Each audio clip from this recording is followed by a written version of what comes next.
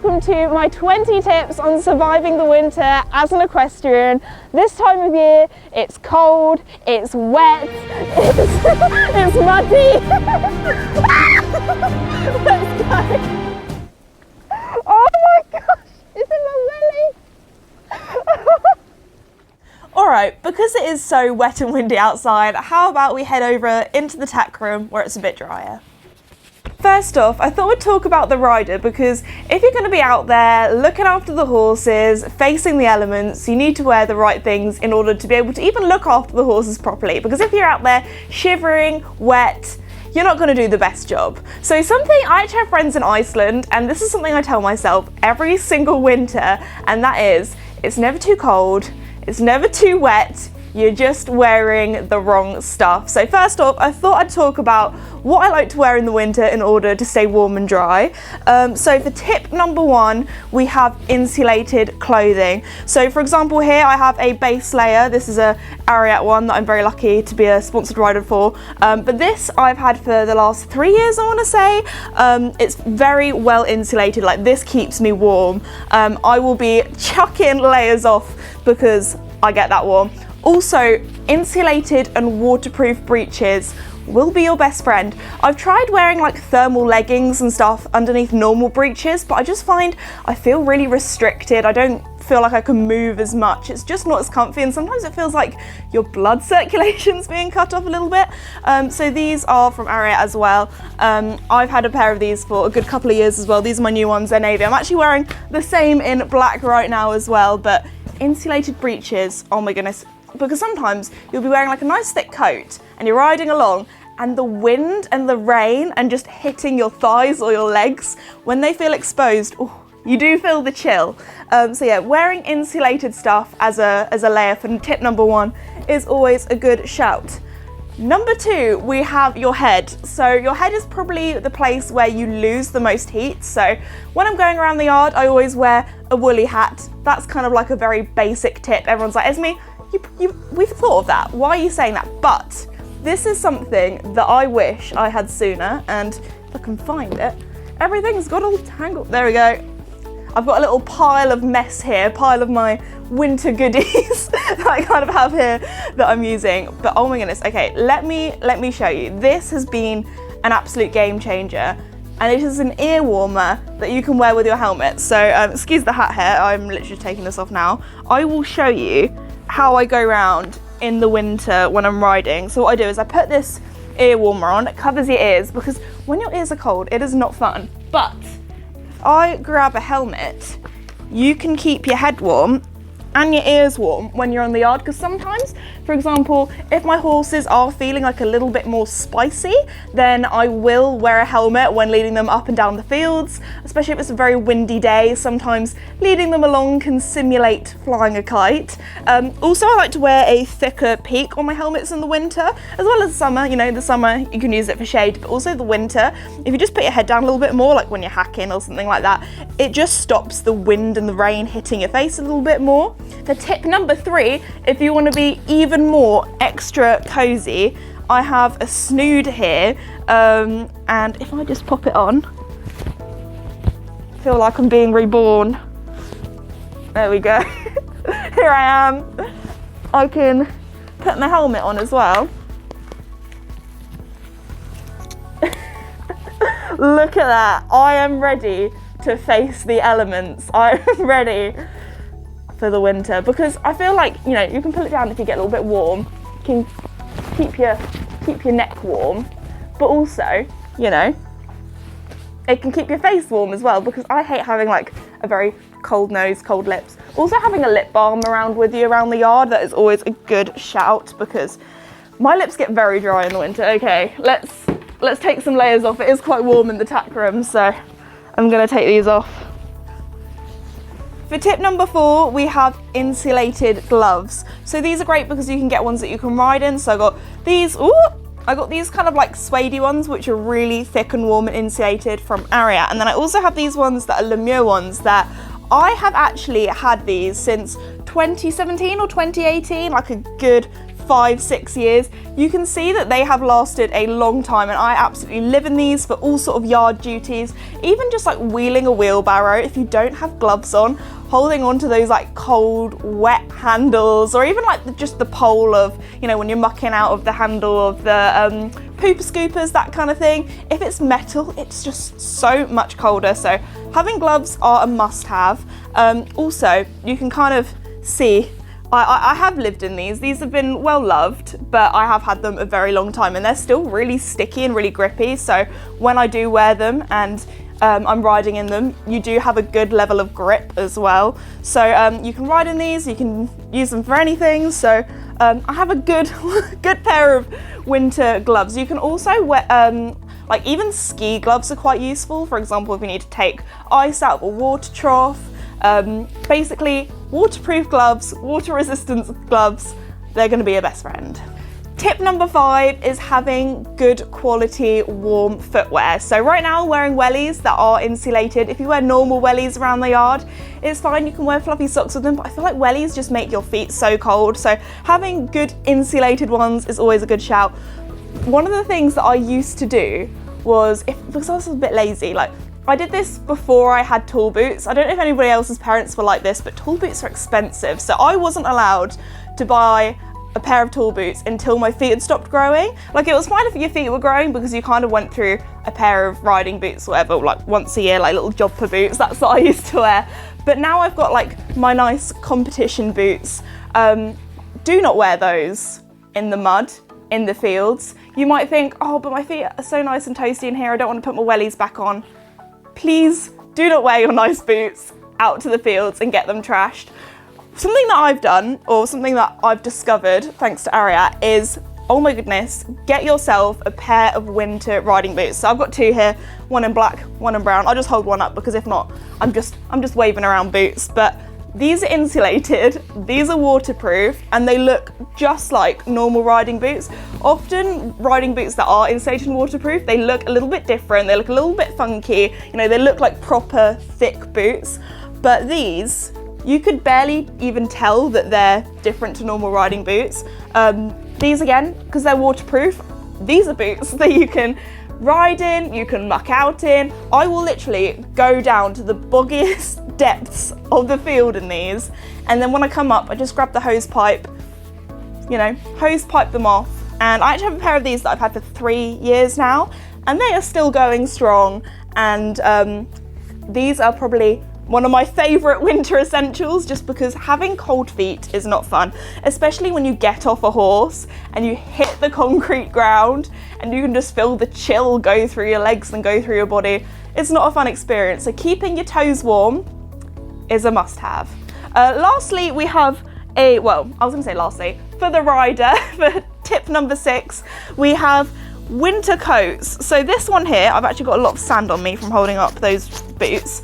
This one here is very long. There's even, show my booty off, there's even like a little flap at the back here, so you can undo the poppers.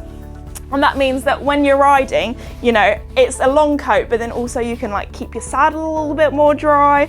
You can even, if I undo the poppers here, it has a zip that you can undo from the front as well, so then this bit doesn't scratch your saddle. You can really, like, I feel like I'm wearing a dress almost, just, you know, flare it all out. But having a long winter riding coat, not only just for doing general yard duties, but also just for riding as well, is nice because it does keep your thighs a little bit warmer. Also, waterproof trousers are very good to wear in the winter as well, and getting like a little hand warmer just to keep in your pocket, maybe like a flask of tea or coffee, to keep you warm throughout your yard duties, is a must-have as well. All right, so that is all of the stuff for the rider. Now it's time to go onto the horse, because we want to keep the horses nice and comfortable during the winter too. Ooh, it's still raining. I forgot how nice and warm it is in there compared to out here in the rain. Thought we'd just say a little hello to Joey here. I actually have a video all about box rest tips, how I've been keeping this boy occupied while he's been in a little bit more, coming up soon. Hey Jojo, but no, he's been doing well. He's just vibing. Anyway, we need to go over to Casper now for the next tips, all about the horses, how I keep them as comfortable as possible during the winter. Casper, I can't lie, you look like an absolute disgrace. You are wet, you're dirty, but you could be worse, you could be worse. All right, Casper, come on out. Come on out. He doesn't want to go in the wet and the rain. I don't blame you. To be fair, I have just got him up from the field, hence why he's wet. But then he's also, oh hi Duke, he's also gone and rolled in his stable. So he's kind of like just covered in shavings that have stuck to him. Okay, into the wash bay. Let's sort you out, mister. Although the weather outside isn't that nice, you can see that I do try and let my horses be horses and have outside time by the absolute disgrace of Casper's face. Like, it is disgusting. You look like a drowned rat. I just want to apologise at how grumpy Casper looks. He does not like the winter. It is his least favourite month. I know, it's not his favourite. He doesn't like it. So for tip number 7, we're now on to all the things for the horse and how I keep them comfy, and that is clipping them. So I'm going to quickly take off Casper's rug so you can see what he's looking like underneath. So this is what Casper looks like underneath his rug. He's now naked. So what I do in the winter is clip my horses that are in work. So Casper here, now Joey's out of action, is actually very fit at the moment. He's being ridden a lot, so he is fully clipped. I actually clipped him a month ago. It's already grown back, so he is one hairy boy. Clipping is also for Casper's welfare. If he still had his thick winter coat and I was riding him, it'd be a bit like doing a marathon in like a woolly jacket. It just would not be comfy. So he doesn't get cold when he's not being ridden, we replace that with rugging him up. So for clipping him, I've been using the Eclipse clippers from Lister. These are really great if you have a yard that maybe doesn't have like a plug socket. You don't have to worry about that. It's got batteries. These last a really long time. I can easily do a full clip on Casper with these, but also having your horses clipped is so much easier for management when it comes to cleanings. When I'm washing him off, he dries a lot quicker. There's less area for the mud to stick because this boy likes to be a pig in the field, roll in the muddiest patch, and look just like a bog pony. Duke, on the other hand, he goes out feral mode. He is naked. He just has his coat that he has, that's part of him, that keeps him dry and warm due to his breeding. He's also not ridden, so he doesn't need to be clipped for welfare reasons. So it really depends on your horse. Each horse treat as an individual. Casper here, because he is ridden a lot, here's a full clip. You can also go for different types of clips. So before, when he was in medium work, I had a blanket clip on, so we still had a bit of floof on his bum to keep him warm. But the next tip is their legs. Their legs can get very muddy. Mud fever is a big problem over here in the UK, especially where I am. We're on clay, so the fields get absolutely trashed. So for tip number 8, I actually kind of have 3 tips for mud fever. So number 1, you want your horse's legs to be dry, so you can do that with a towel. I recommend patting your horse's legs dry rather than sort of rubbing them, just because you don't want to cause any abrasions where the bacteria can get in, because mud fever is a bacterial infection. Number 2 is keeping your horse's legs clean by washing them. I'm gonna grab the hose pipe, I'm gonna grab some Hibby scrub as well. That's actually what our vet recommended for Mickey. Mickey is my pony that is a Cremello. He has very sensitive skin. He does struggle a little bit more compared to the other horses with mud fever. So Casper, let's get your legs clean, boy, shall we?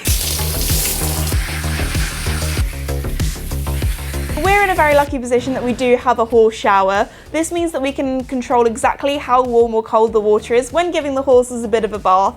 Now, this is actually quite important when it comes to mud fever and washing off their legs, because you don't want the water to be too cold, because that can actually cause abrasions and letting the bacteria in that way. You don't want it to be too hot either, because that can open up the pores in the horse's legs, again letting in the bacteria. So in an ideal world, you want the water to be tepid, so when you feel it to the touch, it's just like a tiny little bit of heat in there, tiny little bit of warmth, but yeah, tepid water is the best. So this is Hibby scrub. They actually use this a lot of the time in hospitals for patients that may be going into surgery.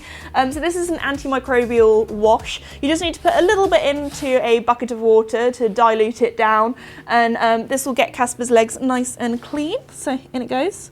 I've got a nice clean sponge here to use as well that has been in the washing machine multiple times. And then I'm just going to very gently wipe that on and give his legs a bit of a clean. Now the reason I want his legs to be clean is because I'm actually going to oil them afterwards, and that's going to act as a really good barrier against all the mud, against all the water. But first we're going to have to give them a bit of a clean, Casper, and we're also going to have to give them a dry off as well. So here we have my baby oil. It actually has a spray on the lid just so it's a bit easier to apply to Casper's legs. I also like to put this where he gets stable stains quite often as well. Again, it acts as a sort of barrier against the dirt. Luckily, Casper here is a very chilled out guy. He does not mind sprays at all. I know some horses are a little bit more sensitive, so always be cautious with that. But then you literally just rub it in. If you have a clean brush, you can brush it in as well. If you do get your horse in from the field and their legs are a little bit muddy, once they dry off, the mud is so easy to brush off just because it does have that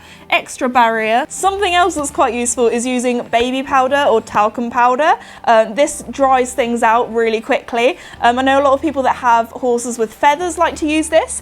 If you are a grey owner and you have like a little stable stain and you've washed it off and it's still a little bit damp, get a bit of talcum powder, pop it on, nobody knows. They think your horse is nice and clean, even if it's a stain that is permanently yellow and will be there until the spring, summer when they molt their coat out and shed and it's just there. Baby powder. Something that a lot of people probably don't think about is keeping your horse's tail clean and not like this in the winter. Casper has the thickest tail. I'll literally shake it now and it looks like it's been snowing in this wash bay. There is so much shavings in it. But also, I find what I do in the winter is I just like to cut their tails just a little bit on the more short side in the winter, because if not, what happens is when they're splashing around in the mud, because it's higher up, it doesn't get as muddy. And you can also plait their tails. I sometimes plait or braid my horse's tails just to try and get them out of the mud a little bit more. You can use tail bags as well if maybe you have a show. So Casper is looking very smart right now. Coolers are great to put on, especially if your horse is wet or if they're sweaty. It helps them dry off, it helps them stay warm. These are great at getting Casper dry, and again, because he's clipped, he dries off a lot quicker, don't you, Casper?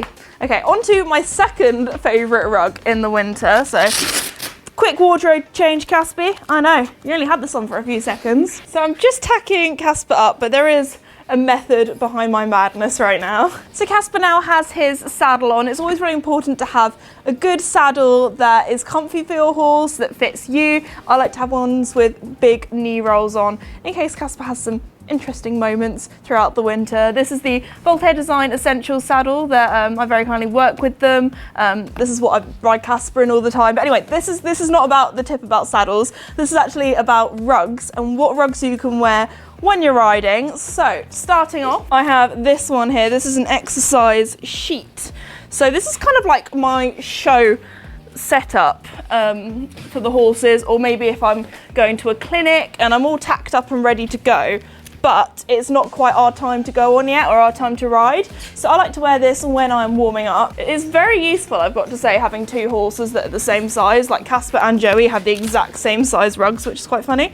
This one I haven't actually used yet, so I'm just gonna take the little high tag off. Thanks, Hi, for the exercise sheet. So you can actually ride in this, so you can put the stirrups over the top, bam, there we go. So this just keeps the horse a little bit warmer, so maybe if you're warming up. So this one is a very breathable one. It's a waffle rug, so it's a bit like, you know, the material of a cooler. I actually have this as a cooler rather than an exercise sheet as well, which has been very well loved. So if I just take this off, I can show you my second one, which is great for if it's raining. This exercise sheet is also from Hi, and I wear this all the time, especially in the winter and when hacking as well, because it's waterproof, it's reflective, so people can see us, which is also very good, because in the winter it gets very dark. We have a lot of clouds over here in England. It gets very gloomy and rainy, so I have used this sheet so many times on the horses, both Joey and Casper, and I think they quite enjoy it as well because it does keep their bum nice and warm and dry too. Well done, Casper, what a good model horse.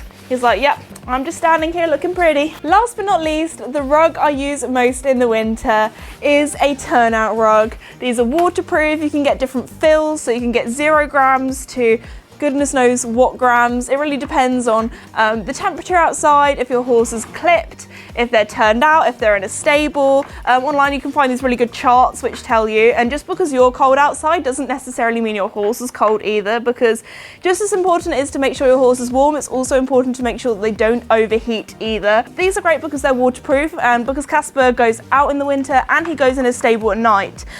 He wears this to go out in the field. He also wears this in his stable because the best way to dry off a rug, if the horse is dry underneath, is actually to keep the rug on. I've also put this rug on because it's got a little bit more weight to it, because it's actually going to be a frost tonight and we don't want Casper getting too chilly, because you are fully clipped, aren't you? Back to your stable. Well done, Casper. That was a lovely pamper session. We are now on to tip number 12. And this is one I wish I knew a little bit earlier when I first got Casper. And that is, if you think your horse is going to have a case of the JFMs, that's what we call it January, February, Marches, because over here in the Northern Hemisphere, we have winter then, and they are the worst months to own a horse. I don't know what it is. As soon as the new year rolls around, or as soon as the weather gets bad, my horses, they don't like winter. They just get a little bit fed up. If that's them not being out as much because the weather's poor, it means that when you do get on, they are very excited. You might not have as much control as you normally do. So lunge your horse, get that energy out. With Casper, I know, like, sometimes even if I'm just leading him up from the field, I'm like, oh, it's one of those days. Casper's having a Casper day. So what I'll do is I'll lunge him before I ride him. And I know, because when I put Casper on the lunge line, straight away, he'll be bucking, he'll be bronking, he'll be squealing, he'll be running around. He finds it the most exciting thing ever. So if you are a little bit worried, lunge your horse first. For tip number 13 is all about daylight. Try and organise your day to do things when, number one, it's light outside. So if there's something that you need to do in the light, do that as your priority. Also weather, I like to check the weather. So I'm very lucky that I work from home. So when I do exercise the horses, I'll try and ride them when the weather app tells me that it's going to be not as rainy. I was going to say when it's not rainy, but to be fair, at the moment, every single day recently, it has been raining. Also, head torches are very good to wear when you're doing the horses, because then you don't have to hold a torch. You've got your hands free. Basically, winter is just a horrible time. No time is convenient. So if you can do it when it's a little bit nicer, it's always a good idea. Tip number 14 is all about stabled horses. So Mickey actually has a respiratory problem. So these are all the ways that we try and make his life a little bit more comfortable. Haylage is the one thing that's really made Mickey's life a lot better. We give him haylage rather than hay. This is all in sealed bags, and that is the one thing that's actually helped his respiratory problem so much. When I was sleeping in my bedroom, I could literally hear him coughing in the night. It got that bad, even though all of our hay we would soak, we would steam, we'd do everything. Also shaving. Really look into what's in your horse's shavings. Make sure that they're dust free, because when your horses are in a little bit more, the stables can get quite dusty. Having dust free things has helped the most. And Mickey here, he's going strong, he's doing well, and he's just like, Mum, stop talking, I'm eating my haylage.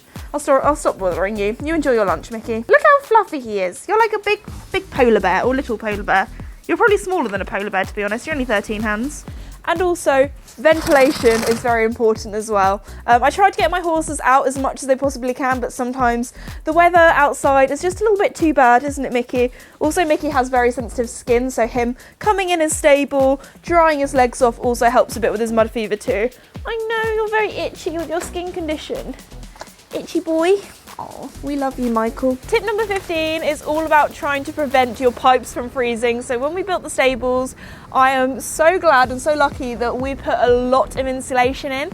When it does get really, really bad, sometimes this hose pipe does freeze. However, luckily, the one in the tack room that's just around the corner does not freeze ever. So worst case scenario, we do have to fill up water buckets. If it doesn't work in here, at least we've got the tack room. Tip number 16 is also about water, because having fresh, clean water for your horses is essential. And that is, if there's been a frost or if it's been really cold, check your water troughs and also check your water buckets, because sometimes they can freeze over.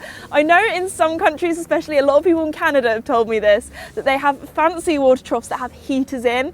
Now that is cool, but over here in the UK, we don't get snow that often. We do get a few frosts every now and again. You can actually use tongs, like, you know, kitchen tongs, to take the bits of ice out of the water trough if you don't want to get your hands cold and wet. Also, something that I've done in the past is use like a football or some sort of ball and put that in the water, because it's always moving around and rolling and bobbing up and down.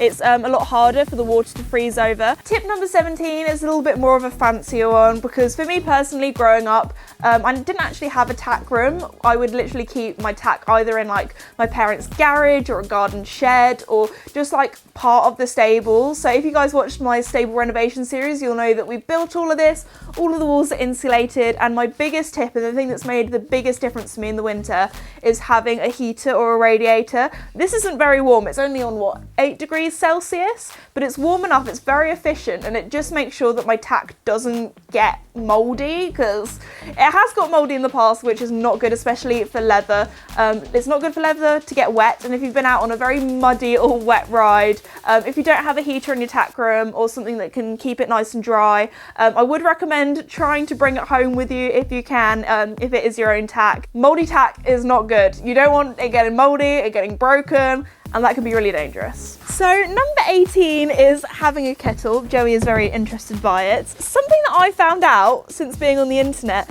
is, I think it's in the USA, not many people have kettles. Like to heat up water, they either put it in a microwave, pot or pan on. But over here in the UK, we are big fans of kettles for making cup of teas, coffee, that kind of thing. So you just put some water in here, it heats it up. Joey, there's no food in here, I promise you, there's no food. So before we had our hot water shower, I would use this to obviously put a bit of cold water in. You don't want boiling water going on your horses, but to make sure they had a bit of warmer water. I actually use this because our taps don't have hot water. So when I'm cleaning my tack and I want some water that's not as chilly on the fingers, oh my goodness, Joey, this is literally covered in your slobber. It's covered in your slobber, yes. But having a kettle around the yard, if you do have power electricity, it is very useful, especially in the winter. And you know, I probably wouldn't make a cup of tea out of this. I normally just go to the house because we're very lucky that it's literally just across the road. Yes, or across the field. Thank you, Joey. But yeah, having a kettle is way more useful than you'll think. Goodbye. I need to clean the slobber off this, Jojo. Yes, sticking your nose in. Oh my goodness, today really is a horrible wet and windy day. Anyway, tip number 19 is try and keep areas where your horses are the most. For example, if that's gateways, that's areas where maybe you have like hay or haylage feeders where they're standing around a little bit more. Try and not make them as muddy. So for example, the other gate that we use for the big horses that actually has concrete, or we have some hardcore down there so it doesn't get as muddy. I know some people use wood chip and put that down, or chalk, that also helps. I've seen people do that. Sometimes rubber matting people put in between gateways just because they can get pretty boggy. Luckily, Mickey and Duke are a little bit smaller, so this is actually the first time ever it's got this muddy, but we might need to invest into something to fix this issue a little bit. Also, if we go over to their field shelter, I can show you another tip that I've been doing. It really is wet out here. It feels like I'm walking through a bog. And this is one of the fields that has better drainage because it's at the top of the hill. Welcome to Mickey and Duke's field shelter. This is really nice because, you know, they can be protected from the elements. It's also nice for me standing here filming today's video. Feel a bit more protected against the wind. They also have some trees in their field, which is also good for shelter too. But we actually have rubber matting down underneath here, so there's no concrete, there's no sort of anything down here. It's literally just rubber matting, and that does keep the ground in here really nice because they do like to stand around here quite a bit. We put some shavings down in here too. Duke actually quite likes to lie down in here sometimes, although I feel like Duke does go in the field shelter a lot more in the summer to protect him from the sun and the heat, because in the winter Duke is one of those little ponies that just love the wind, love the rain, he loves the mud as well. He is like a little piglet and he will roll, he gets excited when it rains, he'll zoom round, like does laps. So Duke's a bit of a strange one. He loves the horrible weather when all my other horses, it's not for them. It's because he's a little Welshie. And for tip number 20, that is to have a separate paddock for the summer to the winter. So this is the horse's summer paddock. As you can see, it's very nice. I can jump and I'm not sinking. This is great. We have a lot of grass here as well. The thing is, if I let the horses onto this field, it would be destroyed within a day, easy peasy. So the ground here is a lot better because there is a bit more grass holding everything together. So what I do is the horses go in here in the summer, and then we let their winter paddocks have a rest. For me, I'm not too worried about the winter paddocks being destroyed because they are the winter paddocks, but also we have a tractor and we have a roller, so we'll literally just roll the fields in springtime, and the paddocks do look as good as new. We just let them have the summer off, so a bit more grass can grow back. But anyway guys, that is my winter survival guide for equestrians. Let me know in the comments below which tip was your favourite or what tips you'll be using. And also if you have any other tips or something that I might have missed out, then let me know as well. I'd love to hear what you guys do. But anyway, I really hope you enjoyed today's video. Please give it a like because I have been out here in the mud, in the rain. I hope you guys all survive winter too. I cannot wait for spring. Thank you so much for watching, and I'll see you all next time. Bye! I need a cup of tea. I need to warm up. It is freezing.